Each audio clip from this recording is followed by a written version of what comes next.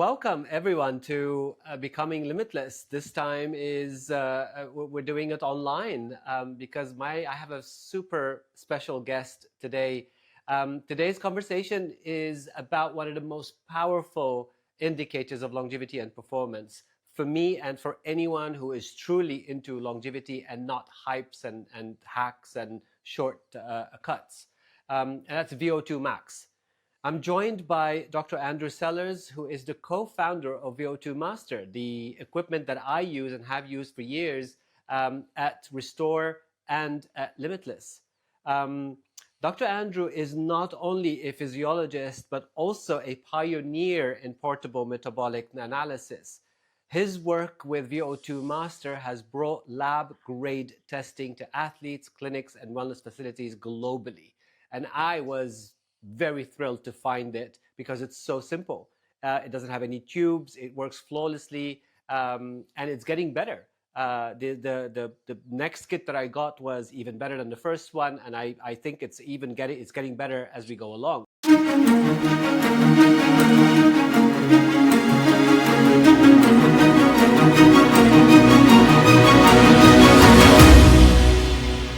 So welcome, Dr. Andrew. It's really pleasure to have you with me. You don't know how excited I am. Yeah, thank you very much. It was really a huge pleasure to be here. I appreciate it. So let's jump into it, right? Because I feel that a lot of people still have a lot to learn on VO2, and I've dedicated the next few talks that I'm doing publicly to focus on VO2 max, because the more I speak about it, the less or the more I realize that people don't know as much as they should, I think.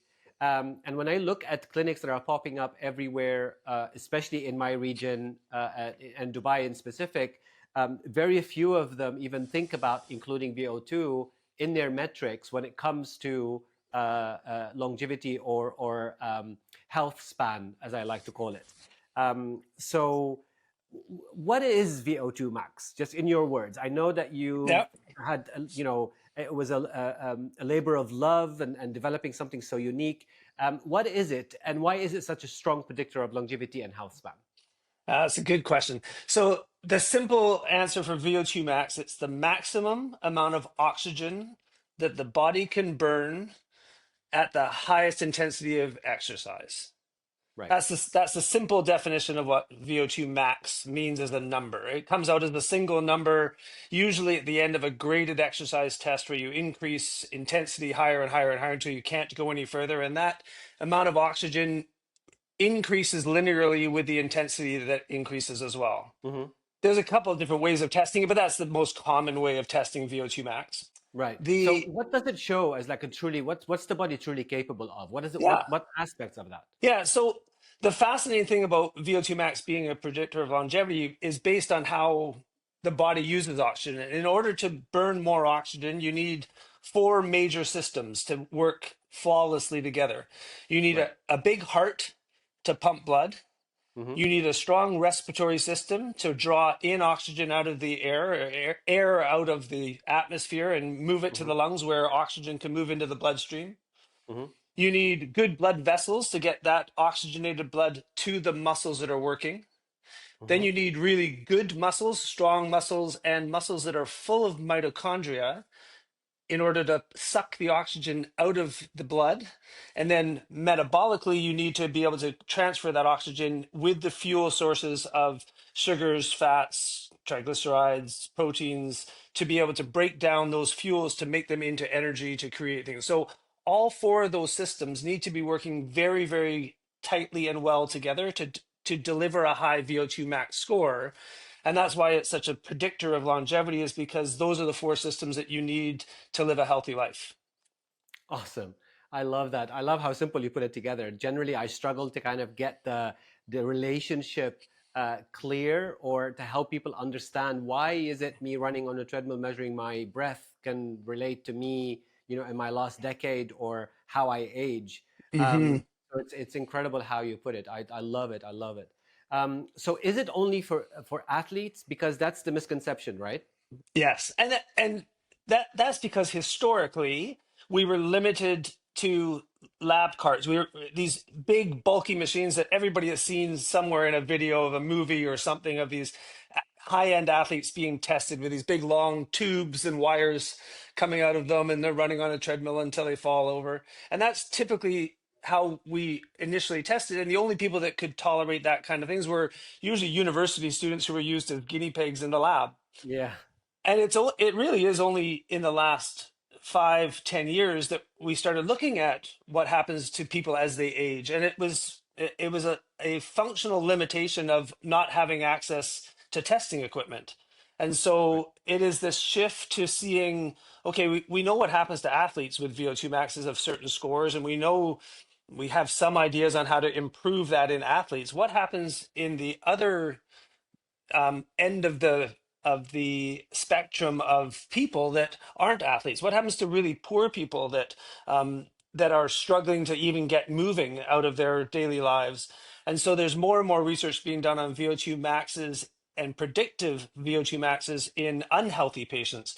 And even in ICU patients. So one of the studies that's happening at Duke University is actually doing a surrogate marker for patients who are in ICU or are just out of the hospital, and how do you test them in a safe way that allows us to predict their VO2 max and track their recovery from a catastrophic illness. Right. So yes. Amazing. What I love about the particular device that you have created is that it's so portable that it's not just no pipes, but I take it outside. Yeah, I take it outside. It's so awesome. I love it. Yeah. Yeah. And how does it relate directly to biological age, by the way? Because that's what I do. What I focus on in my program, and all the clients that I work with, is that my main metric about how all the systems are working together, if I'm able to slow down biological aging. Yes. So Yeah. that's kind of how it works. So what is the relationship between the two? Again, fairly new research, but there's an understanding that our VO2 max will decline steadily with age after a certain point. And our argument in working with athletes over the years is it's hard to know what the peak is going to be, because most people don't ever train at a level that will give them their unbound, their limitless VO2 max. So we have a small number of those elite athletes that trained all the way through their youth and right up until their young adult stages. And we see the peak performance that they get. And depending on the sport that they're doing, they reach their peak in their 20s and early 30s. And some of them are extending that career of athleticism into their 40s. And then there's a slow decline after some point in their early 40s, mid 40s, it starts to decline. And Hmm. that's their biologic age. As they advance their biologic age, their metabolic age starts to decline slowly over time. And what the research is showing is that if they continue to train at that really high level, they can maintain their metabolic performance into their 50s, 60s, 70s. And there was Right. a new study, and I wish I had the data from it, was showing that between the ages of 50 and 70, if you actually trained like an elite athlete, if you had the time and energy and were taking care of your sleep and your diet and all the other things that contribute to that performance that most people don't do because they have to work and they raise kids and they have other commitments in their lives. But if they Right. actually continue to train, they could actually maintain their performance into their 50s. And then who knows, can they do it into their 60s and 70s? And we're seeing incredible performances at marathons and Ironman Right. events Right. of More endurance and more. where, That's true. yeah, Hmm. more and more. And it's because those people have committed to it, because they've made a sport about it, and now they've made a reason to continue on with their training, and they balance that in the rest of their lives. Right. So it's about priorities, and that's kind of Absolutely. what I try to preach. So if you Yeah. prioritize it, but yes, obviously we can't all train like athletes, No. and more importantly, if we do, most of us don't recover like athletes. Exactly. So you know, It's so exactly the hardest thing about life is recovering. The, the, right, the right, training's the training should be the fun part and the exciting yeah, part. And then the rest of us all squeeze all the rest of our lives into the time that we really should be recovering. right, And right. yeah, And in my experience, the athletes that are most successful, the elite ones, are the ones that have mastered recovery. absolutely. They take it perhaps more seriously than their training, Yes. and that's difficult to convey to people. Even if I'm someone who goes to the gym, 4 to 5 times a week, what does Hmm. that mean when it comes to recovery? Absolutely. most people think just sleep is enough or whatever. In some cases it is, depending on what you're doing. Obviously, we're generalizing here, Yep. but it's that's incredible. Now, um, what is a poor VO2 max score on average, right? For Yeah. for men and women, Yeah. and what is an average one, and what is a really good one? Yeah, so there's two different ways of measuring of recording VO2 max. One Hmm. is a total number of total amount of oxygen, and the other is a comparison to weight. And most people, especially in North America, we've lent towards doing it as a per weight thing. So the equation gives us a milliliters per kilogram per minute. So And so that's the results that I get when I'm doing your test, right? yeah, Okay, exactly. that's the number So that I get. and you can set it in our app as giving it per weight or doing it as a total. But Okay.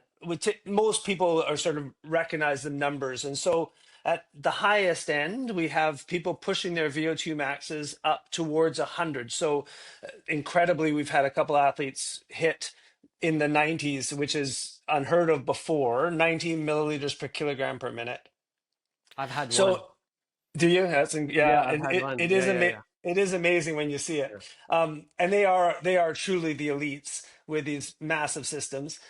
If you come down from there, then if you see that as the elite, then a good score is in that high 50s, low 60s, and this is kind of the really strong age group, usually athletes of some level who have done some significant training in their lives. Right. The high average would be in the 40s.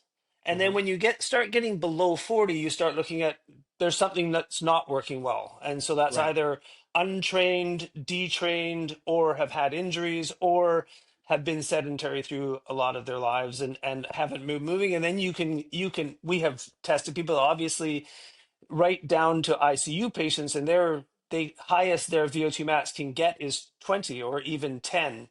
And that means really those people are at high risk for morbidity and mortality. So getting sick and dying because they don't have the capacity to actually use oxygen efficiently. And so their systems are in failure. And so those people with low VO2 maxes have a high chance of not getting through the hospital stay.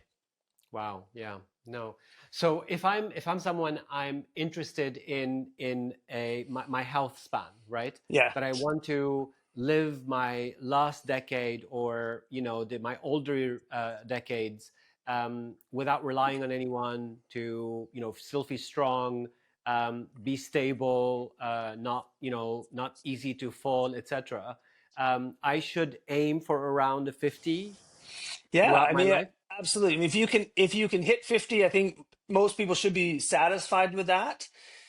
But there is good evidence that the higher your VO2 max, the better your longevity. So there's no reason to not say, hey, I have a score of 50. I should be quite happy with that.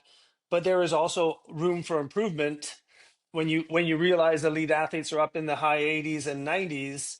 There is definitely room for improvement over 50. And if you raise it from 50 to 60, there is a corresponding increase in longevity and quality of life. Right, right. And what I love about it also, that when it comes to the test, you can't cheat on it like most tests, right? So, You either have you either have the background in workouts and training, and you have a well-rounded routine, or you don't. Like you yes, cannot train for 2 weeks and come do a test and think, I can do better now. yes, It's a lifetime type of results, which I love. But you can improve it, obviously, yes, right? yes. But before we get into that, um, obviously, you know where I am. I'm in Dubai. You're on the other side of the world in Canada. So Yep. temperature-wise, weather-wise, dust, lifestyle, etc., is very different. Yes. Um, so, do you think any of the environmental influences that we have in the Gulf region have sort of affect oxygen efficiency and metabolism? You think? Oh, that's a fascinating question. I don't think the studies have been done. I think there's some practical aspects to that are obvious. If it's and we do get heat, we get hot summers here, and during the very hot days of summer, people find it very difficult to get outside and move and do any sort of endurance sport or find find the energy to do things outside because it's so hot in the Hmm. summer here. Hmm. Likewise, when it's freezing cold in the winter, it's challenging for some people unless they love cross country skiing like I do, and Hmm. downhill skiing. We get outside and we love the winters here because there's activities to do. So I Yeah. think some of the environmental factors affect people's patterns of what they're capable of doing. If you live in a temperate zone, and I've never had the pleasure of coming to Dubai, but I would love to one day. Hopefully. When it's temperate, people can be outside and enjoying themselves and being active, and that is really going to be what the long-term health is all about, staying as active as possible. And if you're in a temperate zone where it's comfortable to be outside and moving, then that's going to allow people to expand their abilities to stay moving. If you are limited by heat or other environmental factors that make you stay inside, or force you to do all of your workouts in a gym, then you're limited by how much time you want to spend in a gym versus being outside and staying active. And this is, I think, why one of the highest four scores ever officially recorded in athletes have all come from Norway. And Oh wow. there's a number of reasons for that, but one of the reasons is they're a very active country. The whole country is set up to encourage athleticism and encourage sports at a young age. They encourage children to take part in multiple sports, so that they tend to maintain their activities through their youth into early adulthood.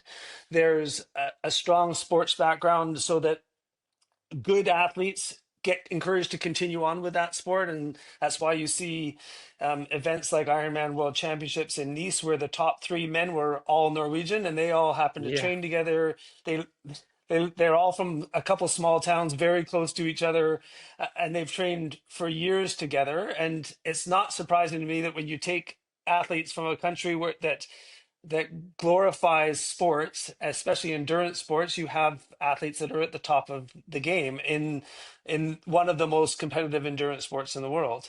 And then it happens that a month later, the Norwegian woman wins Ironman World Championships in Kona, and that's a country that has developed endurance athletes and really big VO2 maxes, and it's a healthy country which is environmentally supportive of athletes being outside, and they've embraced winter by creating cross country skiing that is a country passion, and that is probably the one of, if not the best, one of the best training tools for young people to develop high VO2 maxes for all the reasons that we talked about before.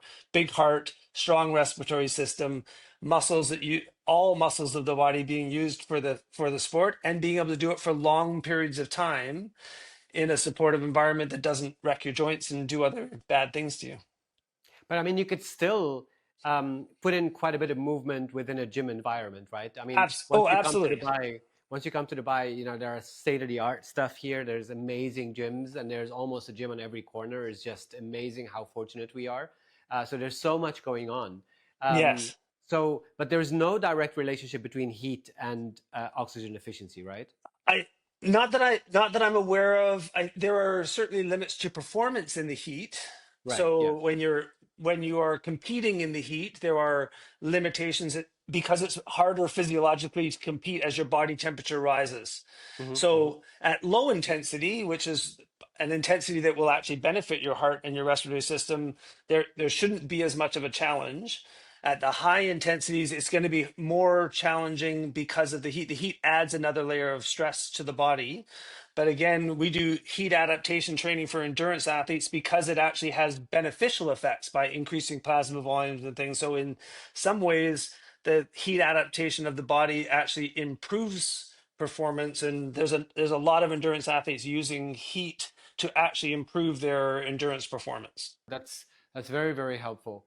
And I think for a lot of people, because here, you know, there's a massive commitment to movement, to general health. If you go on the beach or if you go in any area, you'll be not just amazed but also inspired for, you know, the amount of people and what they do and how they do it. And obviously there's the opposite side of that spectrum too, Yes. where people get to the airport and the first thing they do is that, you know, they find a seat even though they're going on a flight for, you know, 8, 10 hours, you know. Yes. Yeah. Or, you know, we have escalators everywhere here in Dubai, you know, the huge malls, things like that, and you have, Hmm. you know, a grown person looking healthy, looking fine, and just standing on the escalator waiting to be carried to the top, instead of, you know what I mean? Like Yes. it's integrating it into your lifestyle, regardless if it's outside or inside. And that's kind of what I struggle to make sure that people understand, because once you make that shift, in the same way that it never occurs to someone to walk up an escalator, it doesn't occur to me to just stand there. It's just not natural. If I'm standing, I feel awkward. I need to walk. Now, I have a promise. I know that we can speak forever, and I really want to, Doctor, but there's one thing that is perhaps, well, before we get to that, actually, I want to ask you, what would be like the top tips for someone to improve their VO2 max score? You almost said it earlier when you were talking about your need to move. Yes. And I would say that for longevity and for health, the most important thing is to keep moving. That chairs have been the destruction of the human body. They are Yes. sitting is terrible for the body. Yes. Lying down is for recovery is excellent. Everything else should be moving, and the more you move, the healthier you will be. And whether it's and I'll encourage people, the lower the intensity, probably the better. If you can do it, the longer you can do it, the better. So walking is the most fantastic training for life, is just to keep moving as best as you can. Less wear There's and tear, right? yeah, Yeah. yeah, Yeah. yeah, absolutely. So my big tip is to move every day and to move as much as you can every day. So Uh, if I'm the, someone who is in the 40s or 35s and I really want yes, to optimize it to like the 50, what would be yes. your tip? Be consistent Hmm. and move every day. That the more you move, the better you can do. There is the huge benefits of doing strength and conditioning. The stronger your muscles, the better you'll be. The more balance you'll have, the less likely you'll be to fall. All of the strength components are fantastic. Flexibility is important too, but the most important thing is to keep moving. Right. Move every day as much as you can. It doesn't matter if it's on a treadmill or if it's outside on the beach. You just keep moving. Yeah.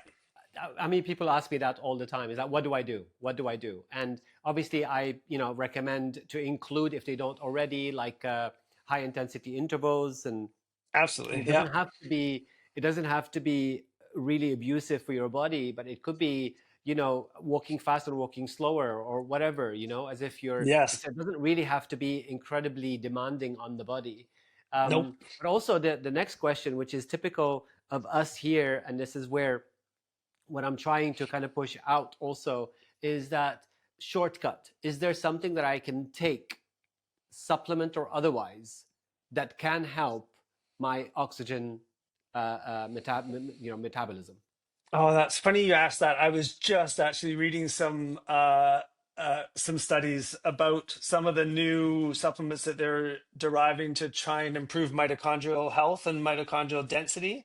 So that's not in my I'll admit my ignorance on those newer things, Right. and some of the things that have been around. So I don't typically recommend supplements and things, but I know there are some on the market that purport to improve mitochondrial health and density.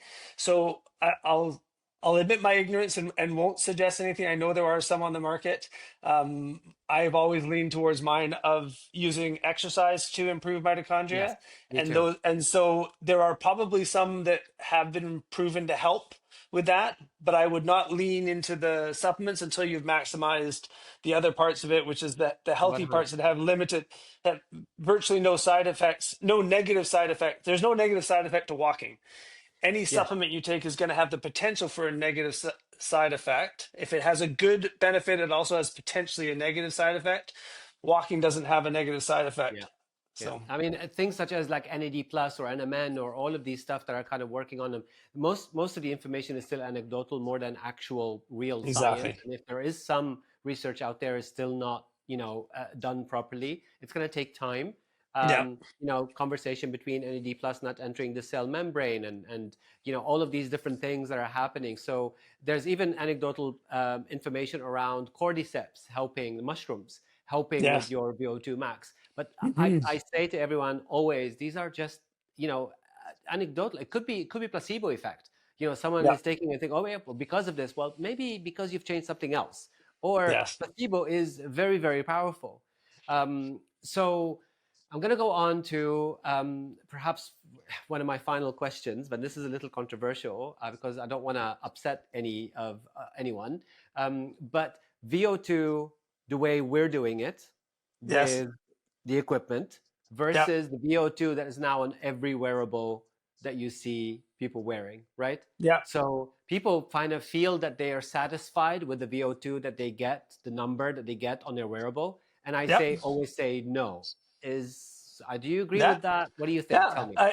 So the wearables are using a predictive model based on your heart rate, really just based on your heart rate and your movement pattern to guess what your maximum VO2 is. And Right. anybody who's used it enough realizes that the predictive number that they get out of their wearable will change sometimes dramatically day to day, which goes to show that it's not very accurate. So there's one is about the accuracy of it.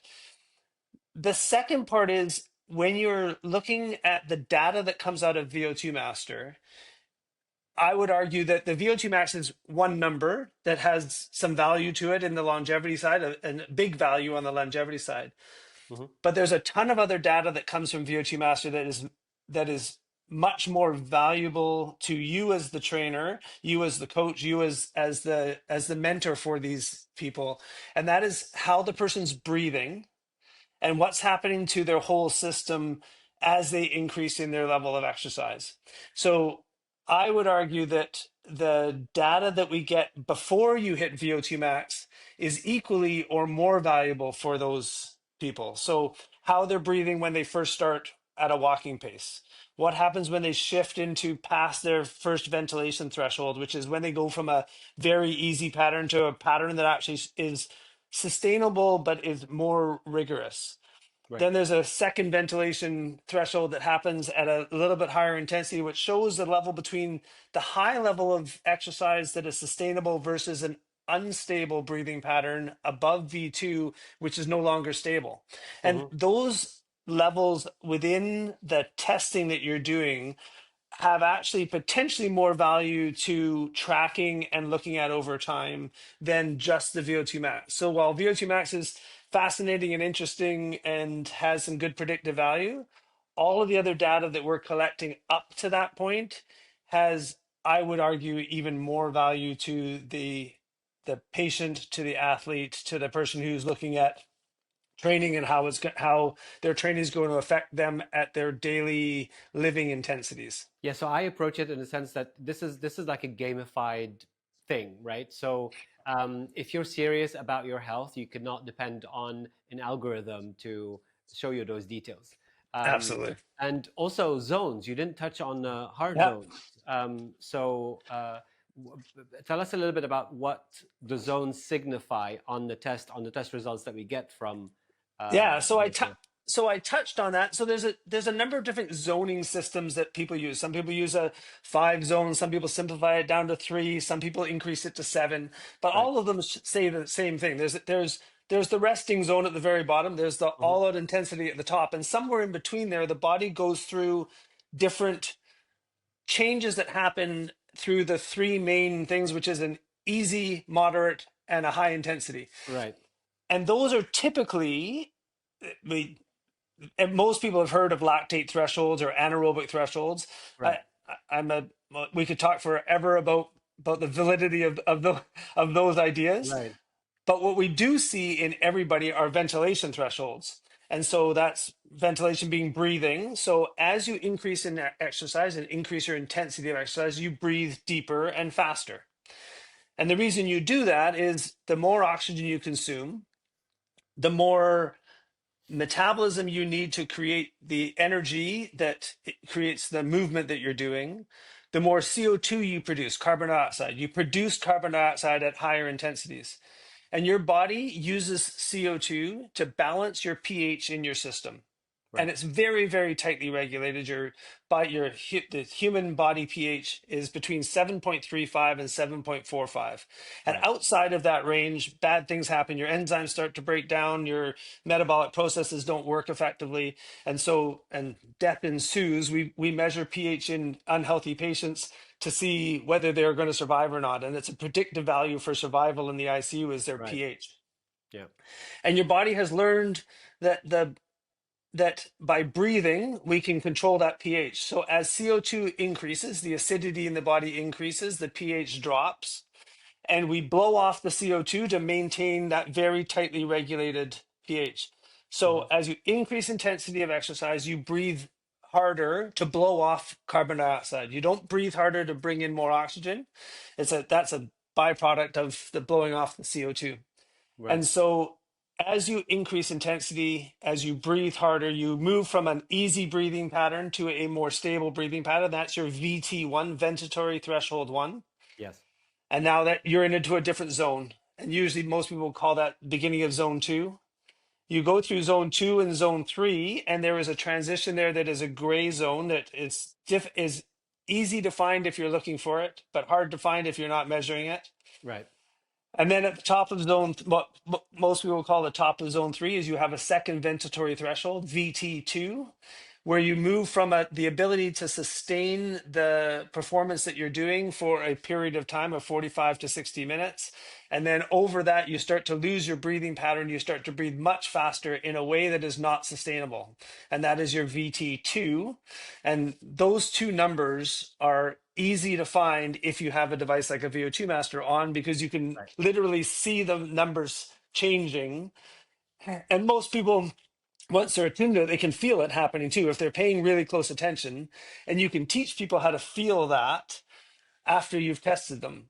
And when Yes. you've tested them multiple times, they're like, "Oh, I can totally feel moving from this easy pattern to this moderate pattern. I can feel this going from moderate to, oh, this is getting really hard." Yes. And if they're attuned to that, you can teach them. And that's one of the fascinating things about doing lots and lots of VO2 max testing is you can teach people to understand what their body is doing between those two zones. And then they can learn how to train in that zone to shift those values. And that really is the goal of endurance sport, and the goal of lifestyle sport is to move those zones to a higher and higher intensity so that it feels easier and they can control their breathing. Right. And Right. so And it's all about breathing. For this is me, it's yes. all about breathing. Yes, of course it is. Yeah. And that's why, you need the mask because you need to Yes, measure the flow rate and all of that. So no, exactly. I hear you completely. And these are the VT1, VT2 is what we train when we do high intensity workouts. And we're trying to push that boundary every time we do this in order for us to become stronger, healthier, etc. Exactly. Um, Exactly. so that's incredible. So I'm glad that we agree on the wearable thing because Yep. obviously it's. I mean, now it also tells you your biological age and things like that. And I know that it pulls from massive data and things like that. And in most cases, it's fairly close. But that's, as you said, is just an average thing for the average person Yeah. that perhaps is looking to generally look at their wellness. But if you're serious about your health span, you need to know where you are in a proper test in order to Yeah. see BT1, BT2, and understand what is happening within your body. Most I love interestingly enough, most of those companies have used VO2 Master to help predict, to help the algorithms. So yes, all of those companies bought units from us years ago to be able to confirm, because nobody could tell what actually how oxygen was being consumed when someone was climbing rocks or when yeah, they were outside doing calisthenics on a beach.